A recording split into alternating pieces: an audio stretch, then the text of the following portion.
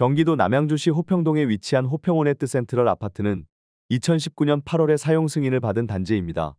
이 아파트는 7개 동으로 구성되어 있으며 총 616세대가 거주하고 있습니다. 최고 층수는 21층이며 용적률 238%, 건폐율은 20%입니다. 총 주차 대수는 726대로 세대당 1.17대입니다. 24평형의 월 평균 관리비는 약 19만 원입니다. 24평형의 공시가격은 2억 9,400만 원, 보유세는 약 29만 2,680원입니다. 이 아파트는 2019년 당시 24평형 매매가가 2억 8,300만 원에서 최고 6억 5천만 원까지 상승했으나 최근 2025년 2월 기준으로 4억 5천만 원에 거래되어 최고액 대비 31% 하락했습니다. 주변 편의시설로는 이마트 남양주점 579m가 위치하고 있습니다. 종합병원으로는 한양병원이 약 4.7km 거리에 있으며 반경 1km 이내에 병원 76개, 약국 20개, 편의점 14개, 마트 9개, 학원 62개가 분포되어 있습니다. 교육시설로는 평동초등학교 982m, 호평중학교 255m, 호평고등학교 427m가 있습니다.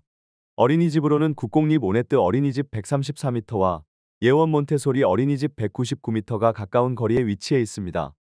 교통편으로는 평내호평역이 623m 거리에 있으며 을지로까지 약 65분, 강남까지는 약 70분이 소요됩니다.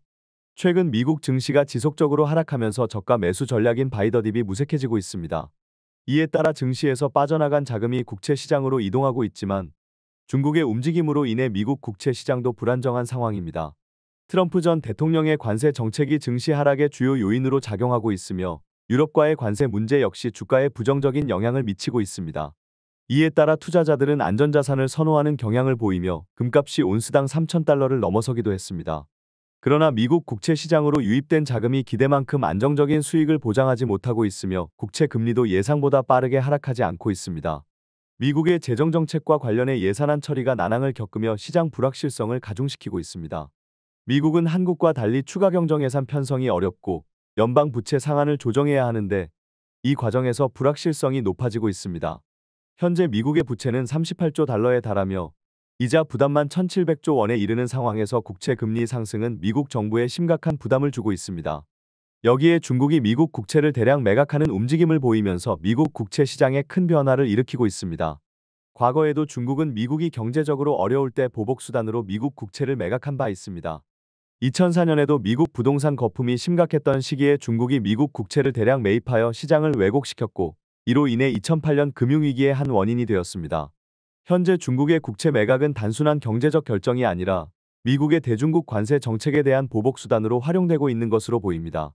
트럼프 행정부는 국채 금리를 안정시키려 하지만 중국의 국채 매각이 가속화되면서 오히려 국채 금리는 하락하지 않고 있습니다. 이에 따라 미국 정부는 10년물 국채를 30년물 또는 50년물로 전환하는 방안을 검토하고 있으며 이 경우 투자자들은 원금을 만기에 돌려받지 못할 가능성이 커집니다. 이는 미국 국채가 더 이상 안전한 투자가 아니라는 점을 시사하며 국채 투자자들이 큰 손실을 볼 위험이 커지고 있음을 의미합니다. 결국 미국 증시의 불안정성과 국채 시장의 불확실성이 맞물리면서 미국 자산에 대한 신뢰가 흔들리고 있습니다.